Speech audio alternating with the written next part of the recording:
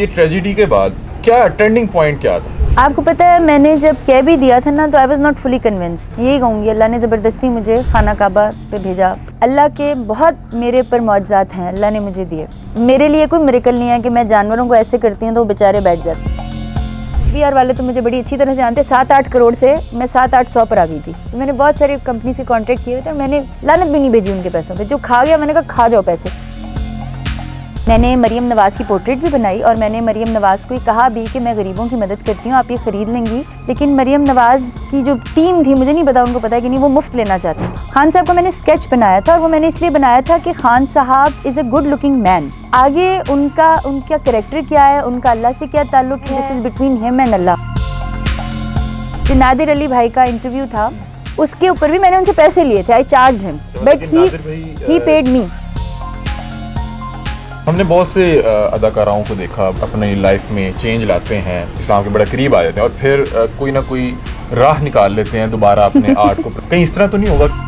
आप वो झूला देख रहे हो कितनी स्पीड से झूला जा रहा है? जी जी देख रहे हो? वो अब ऐसे ही रहेगा काफ़ी देर तक। ये क्या अच्छा आगे क्वेश्चन करो। You are nowhere. आपने ये जो सारा नॉलेज है ये सीखा या कहाँ किसी अदारे से सीखा और आफ्टर दिस ट्रेजेडी सीखा या पहले से ये सिलसिला चल रहा था? देखिए पहले से अगर आप देखें मैंने अपनी लाइफ मैंने बड़ा सोचा।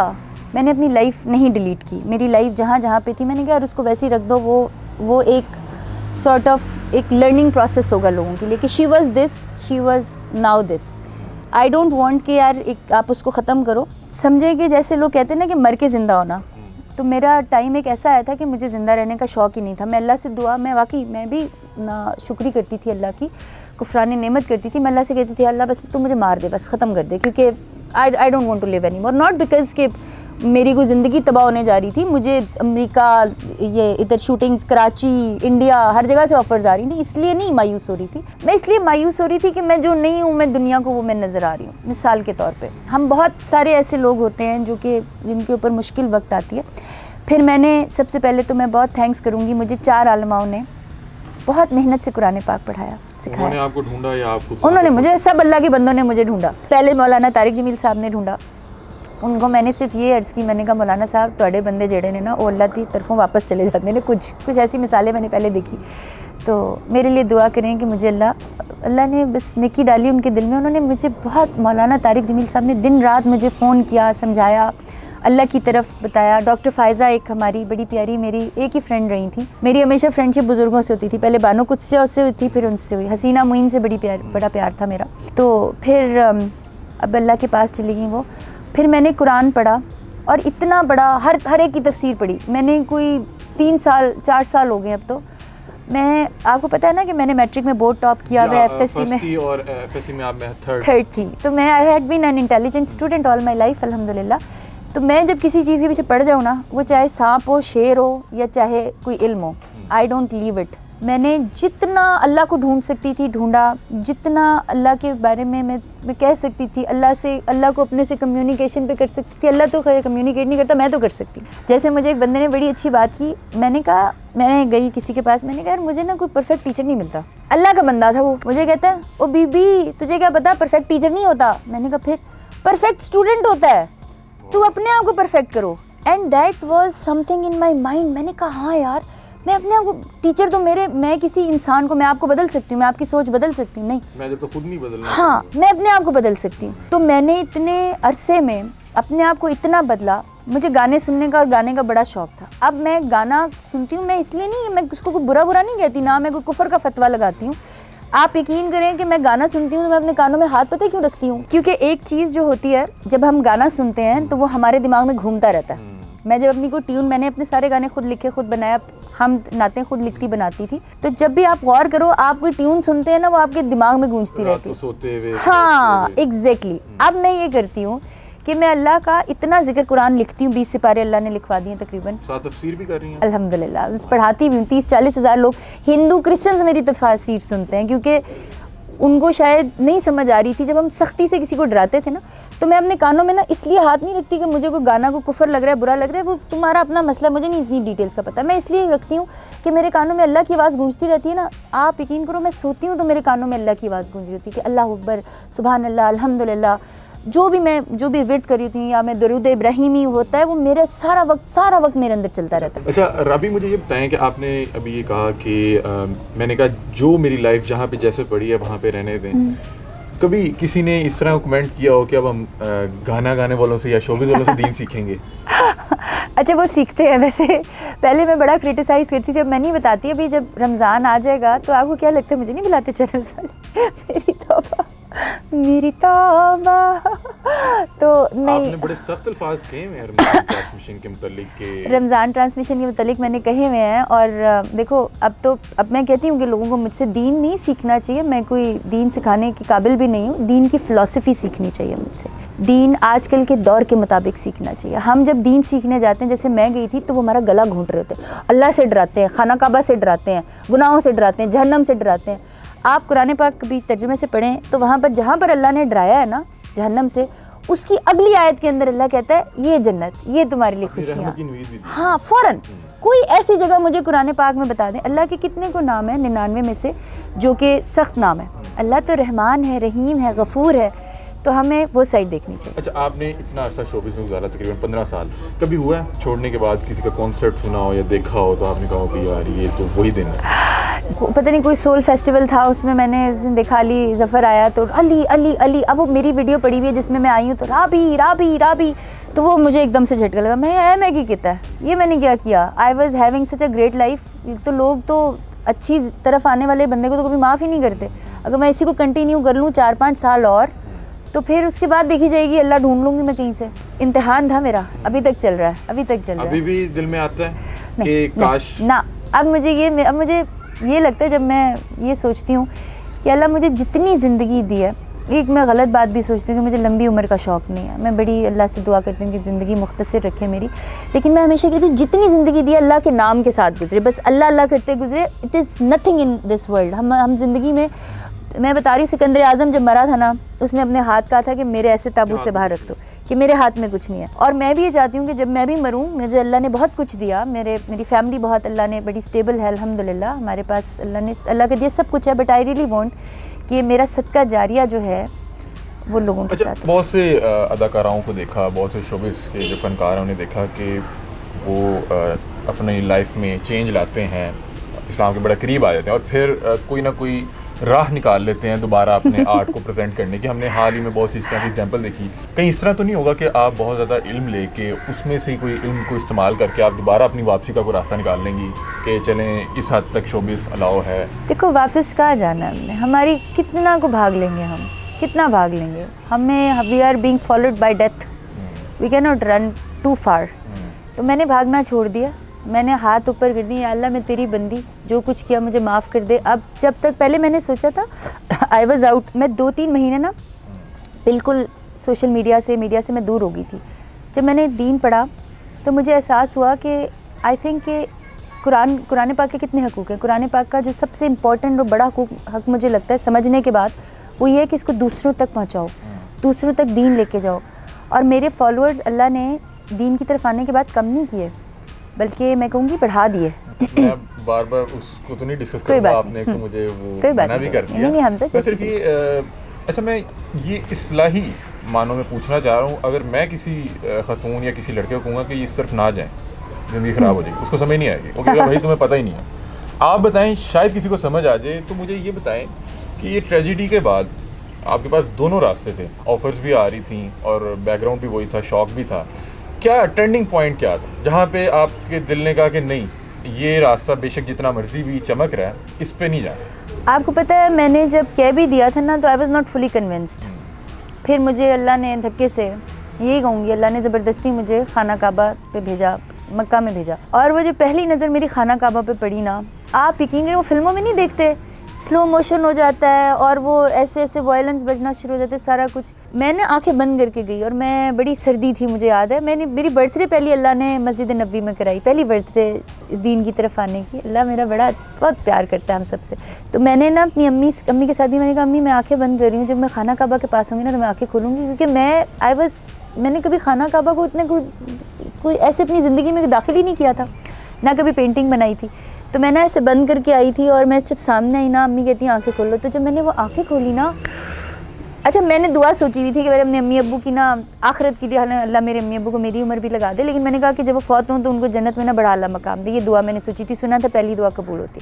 जब मैंने ऐसे देखा ना तो मुझे लिटरली ऐसा लगा जैसे मेरे अंदर से ना वो जो भी तकलीफ दुख परेशानी है ना, वो ऐसे करके साइडों से निकल रही है, सब खाली हो रहा है अंदर से, और वैक्यूम क्रिएट हो रहा है। मैं कैलीग्राफी नहीं करती थी खाना काबा को देखने से पहले। वो जब वैक्यूम क्रिएट हुआ ना, मुझे उर्दू लिखनी आती है, मेरी उर्दू पैथेटिक है शुरू से बहुत बुरी, अभी भी मैं उर्दू नहीं लिख सकती हूँ, वो यो बच्चों वाली हरकतें हैं मेरी। तो जब वो पहली नज़र पड़ी और वो जो सुकून मिला, मुझे ऐसा लगा, अल्लाह कहते हैं ना 70 माओ जितना, मुझे ऐसा लगा जैसे 150 माओ ने मुझे अपने ऐसे अंदर ऐसे संभाल लिया। बस वो दिन था। फिर मैंने शिकायतें जो बद्दुआओं का आप मुझसे पूछ भी रहे थे ऑफ द कैमरा, कि जब माँ के पास बच्चा जाता है ना, वो बड़ी तकलीफ़ में जाता है, मुझे चोट लगी, मुझे उसने मारा, मैं अपने अल्लाह के पास चली गई, मैंने अल्लाह को फिर अपनी सारी चोटें बताई, मैंने कहा इसने मारा, उसने मारा, उसने मारा। अब ये माँ का काम है, अब ये अल्लाह का मेरे काम है कि जाकर उनका बंदोबस्त करे। और अल्लाह ने कुछ लोगों के मुझे ऐसे ऐसे बंदोबस्त अल्लाह ने मेरे सामने लेकर आए। फिर मैंने अल्लाह से कहा अच्छा ठीक है अल्लाह, बस इतना काफ़ी हो गया, अब और ना कर, अब और ना कर, बस ठीक है। और मुझे अल्लाह ने इस चीज़ का इनाम ये दिया, हमज़ा मैं आपको फिर ये कहूँगी कि मैं बात मुंह से निकालती हूँ किसी के हक़ में, दिल से निकालती हूँ, मुझे वो वक्त भी पता है, मुझे वो तरीका भी पता है, लेकिन उसके लिए मैं हर बंदे के लिए दुआ भी नहीं कर सकती हूँ, ये भी मैं बताऊँ, ज़रूर करूँगी, लेकिन हमज़ा मैं हर बंदे के लिए दुआ नहीं कर सकती हूँ। मेरा एक वक्त होता है दुआ का। अब I don't want to sound like a पीरनी और समथिंग, बट मैं आपको फैक्ट्स बता रही हूँ, मैं बिल्कुल अल्लाह के नीचे बैठ के बता रही हूँ, अल्लाह आसमान ऊपर है। एक ऐसा वक्त होता है मेरे पास दुआ का जिसमें अल्लाह ने जिसको कुछ उसकी सुननी होती है ना, वो मेरी ज़बान पे आता है। वो फजर का वक्त होता है, चलो ये भी बता देती हूँ। फजर के वक्त पे मैं सारी ज़िंदगी सुबह नहीं उठी, मैं फ़्लाइट्स भी लेट लेती थी। जब मैं फजर पर आजकल उठती हूँ, ठंडे ठंडे पानी से वज़ू करती हूँ, जानमाज़ पे बैठती हूँ, तो मुझे बड़ी जल्दी होती है सोने की। उस टाइम जो मैं दुआ मांगती हूँ ना, अल्लाह ने जिसकी दुआ कबूल करानी होती है ना, उसका नाम मेरे नींद में, मेरे जहन में डालता है, और मैं जब उसकी हक़ में दुआ करूँ ना, फिर वो अल्लाह कबूल करता है अल्हम्दुलिल्लाह। अच्छा, आपने बताया कि खाना काबा से जब आप वापस आई तो आपने कैलीग्राफी शुरू की, तो आप में वो आर्ट भी आता गया, तो फिर आपने इसको सीखना भी शुरू किया या फिर वो कुदरती आता रहा अल्लाह की तरफ? अच्छा, मैं कहूँगी कि मिरेकल अगर मैंने अपनी ज़िंदगी में देखना है, देखो मेरे लिए कोई मिरेकल नहीं है कि मैं जानवरों को ऐसे करती हूँ तो वो बेचारे बैठ जाते हैं, चाहे वो शेर हो, चाहे वो चीता हो, चाहे वो हाथी हो। बहुत सी तस्वीरें हमने देखी हैं। तस्वीरें छोड़ें, आप यहाँ पे कोई सांप निकलेगा, आपको काटेगा, मेरा दोस्त बन जाएगा। अल्लाह के बहुत मेरे पर मौजज़ात हैं, अल्लाह ने मुझे दिए। ये वाला जो मौत तो मेरे बचपन से ही थे ना, मैं बचपन से ही सांपों शेरों के साथ खेलती थी, मुझे तो नहीं बचपन में, मुझे ऐसा लगता है जैसे मैं शुरू से ही ऐसी हूँ। ये वाला जो मौजज़ा है ना, ये मैंने अपने अंदर होते हुए देखा। मेरी उर्दू की राइटिंग पे एक ही दफ़ा अम्मी से थप्पड़ खाया, उर्दू की राइटिंग खाया, वो आज तक ठीक नहीं हुई, बहुत बुरी। और ये आजकल हर बच्चे का ये मसला होता है। जब अल्लाह ने मुझे कैलीग्राफी, जब मैं उम्रा से आई और मैंने जब पहली दफ़ा अलिफ लिखा, और जब मैं लिखती गई तो फिर मुझे फ़ील हो रहा था कि अल्लाह ने मुझे कुछ दिया है। I was feeling that. और मैं बिल्कुल सुपरस्टिशियस और इस तरह की बातें करने वाली बीबी नहीं थी पहले। मेरे सामने शायद कोई ऐसी बातें करता जैसे मैं कर रही हूँ, तो मैं कहती यार ये छोड़ है, ऐसी है, लेकिन मैं क्या करूँ, मुझे सच बोलना है। मैंने जब वो लिखना शुरू किया, इतना लिखा कि मुझे हाथ दुख गए उस दिन। पेंटिंग से नहीं दुखते, पूरी दुनिया में पेंटर कैलीग्राफर नहीं होता, कैलीग्राफर पेंटर नहीं होता, क्योंकि उसकी कलम की चाल डिफरेंट होती है। मेरे एकदम से अल्लाह ने दिल में बात डाली कि कुरान लिखो। उन दिनों मैं कुरान पढ़ भी रही थी। मैंने अदील भाई से, बड़े अच्छे हैं प्रिंटिंग पीके के, मैंने कहा अदील भाई कुरान लिखना। मैंने कहते मैं पैसे नहीं थे मेरे पास, मैं अफोर्ड करता हूँ। अभी तक प्रिंटिंग पीके जो है वो मेरे कुरान अफोर्ड कर रहा है। हाथ से लिख रही हैं? हाथ से लिख रही हूँ, 20 सिपारे अल्लाह ने लिखवा दिया। ग्रामर पढ़ रही हूँ, तफसीर तो पता नहीं कितनी कर ली, अब तो अपनी करने पर आ गई, लेकिन मैं तफसीर लिखूंगी नहीं। मेरा दिल करता है लोग, हर बंदा जो कुरान पाक पढ़ता है ना, बस तर्जुमा पढ़े और ख़ुद से सीखे कि अल्लाह क्या कह रहा है। हमारे नबी सल्लल्लाहु अलैहि वसल्लम की ज़िंदगी है। तो कैलीग्राफी मेरे हाथों में ये पहला एक मौजज़ा था जो मैंने होते देखा, और जब होते देखा तो फिर मेरे हाथ नहीं रुके। अभी मैं पेंटिंग्स इस मजबूरी में करती हूँ कि मैंने 50 पेट पालने होते हैं। मैं यही पूछने लगा था कि आपका सोर्स ऑफ इनकम शोबिस के बाद अब यही है? Paintings, not calligraphy. अच्छा, तो मुझे बताएं कि मैं आपकी ये पेंटिंग बड़ी बड़ी महंगी भी बिक जाती हैं, तो सबसे महंगी कितने की बेची हुई है और सबसे सस्ती कितने की बेची हुई है? अच्छा, सबसे पहला जो घोड़ा बेचा था ना, वो काले रंग का घोड़ा है, उसमें काला रंग ही नहीं था क्योंकि वो गुर्बत का टाइम था, तो वो पहला घोड़ा। तस्वीर दिखानी है, मैंने एक इंटरव्यू में सुना था लेकिन देखा नहीं था। अच्छा, उसमें ये हुआ कि उस वक्त तो ये था, मैं ये तो नहीं कहूँगी रोटी खाने के पैसे नहीं थे, घर वालों से पैसे लेने की आदत नहीं थी, बेसिकली पेट्रोल डलवाने के पैसे नहीं थे, आप ये कह सकते हो। तो वो पेंट वेंट थे, मैंने कहा यार चलो कुछ बनाते हैं, तो मैंने घोड़ा बनाया एक, वो काला घोड़ा। मुझे एक तस्वीर सामने आई, वो काला पेंट नहीं, मैंने कहा अच्छा चलो मिला मिलू के बना लेते हैं। अच्छा, वो मेरी मैनेजर ने कहीं पे बेच दिया 6 लाख रुपए का। उसके बाद नहीं यार तुम मजाक कर रही हो, कहते नहीं नहीं हम ये कोई मांग रहे हैं। मैंने कहा मुझे जानता है, नहीं आपको नहीं जानता, वो बाहर का कोई बंदा है, सऊदी है, तो वो मांग रहा है मेरे से, बड़ी मुश्किल से अंग्रेजी में बात कर रहा था कि वो समझ रहा है आप पेंटर ही हैं। मैंने कहा बेच दो यार। अच्छा, उसने पैसे भी भिजवा दिए मुझे। अच्छा, मैंने वो पैसे देखे, मैंने कहा इतने सारे पैसे, 6 लाख। अब वो टाइम था जब मैंने शोबिस छोड़ा, तो मेरा अभी FBR वाले तो मुझे बड़ी अच्छी तरह से जानते हैं, 7-8 करोड़ से मैं 7-800 पर आ गई थी। तो मैंने बहुत सारी कंपनी से कॉन्ट्रैक्ट किए हुए थे और मैंने लानत भी नहीं भेजी उनके पैसों पे। जो खा गया मैंने कहा खा जाओ पैसे। अब मुझे दुख इस बात का हुआ कि 6 लाख का तो आपने बता दिया ना, महंगी बता जो मैंने दोबारा सुन लें। अब मैं तो अल्लाह के काम पर ही, मेरे पास तो है जो मैंने सबसे महंगी जो पेंटिंग बनाई वो बहुत बड़ी थी, वो आर्मी PMA के लिए बनाई, PMA काकूल के लिए। और उन पैसों से मैंने बच्चों का स्कूल बनाया और उसकी 1 साल का वो किराया दे दिया। कितनी की बेची थी वो? 2.5 मिलियन। अच्छा, माशाल्लाह। अच्छा, मैं आपका एक इंटरव्यू सुन रहा था, आपने कहा कि मुझे ज़्यादातर ना एलीट क्लास फॉलो करती है, तो आपको नहीं लगता कि जो दीन की बात है वो तो देखो नहीं, मुझे एलीट क्लास फॉलो नहीं करती, मैं एलीट क्लास की बेगमात को बहुत करीब से जानती हूँ। फॉलो मुझे हर बंदा करता है, शायद आप लोगों के लिए मेरे तक पहुँचना मुश्किल होगा, जो तकलीफ़ में होता है ना वो मेरे दरवाजे से अंदर आ जाता है फ़ौरन। अच्छा, लास्ट में आप क्या पैगाम दें? आप वो झूला देख रहे हो कितनी स्पीड से झूला जा रहा है? जी, देख रहे हो, वो अब ऐसे ही रहेगा काफ़ी देर तक। ये क्या सीन है?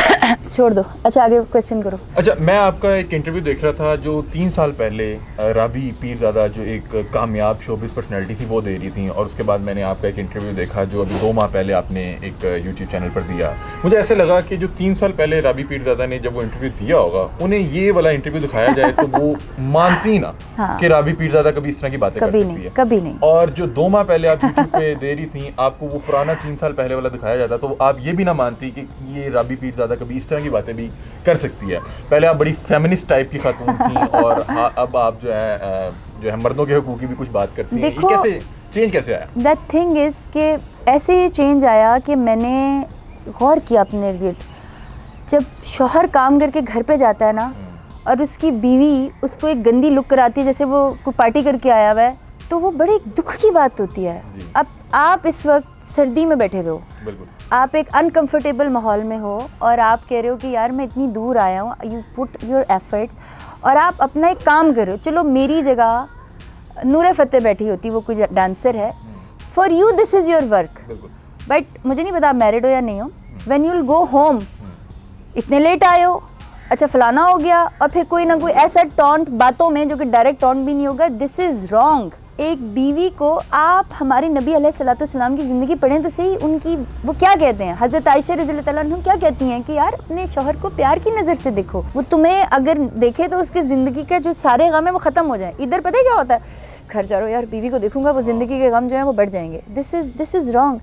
आपको पता है कि एक हदीस ये है कि कोई खातून इस हालत में मरी जिसका शौहर अच्छा दीनदार था, उससे प्यार करता था, लेकिन वो उससे खुश नहीं था, तो वो जन्नत में नहीं जाएगी। ये इतनी बड़ी बात है। ये ख़वातीन आपके खिलाफ हो जाएंगी। देखो इसमें ख़िलाफ़ की बात नहीं, मैंने एक दफ़ा ये कहा, मैंने एक इंटरव्यू में यही कहा 2 हफ्ते पहले कि ख़ातून जो है एक औरत मर्द से निचले उस पर आती है।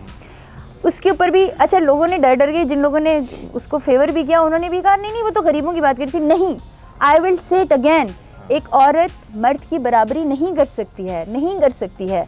मुझे बताएं कि हम अल्हम्दुलिल्लाह मुसलमान हैं, कितनी पैगंबर या नबी औरत हुई? हमारे कुरान पाक में लिखा हुआ है कि हज़रत अम्मा हवा को हज़रत आदम अलैहिस्सलाम की तस्कीन के लिए पैदा किया गया, उनके लिए पैदा किया गया।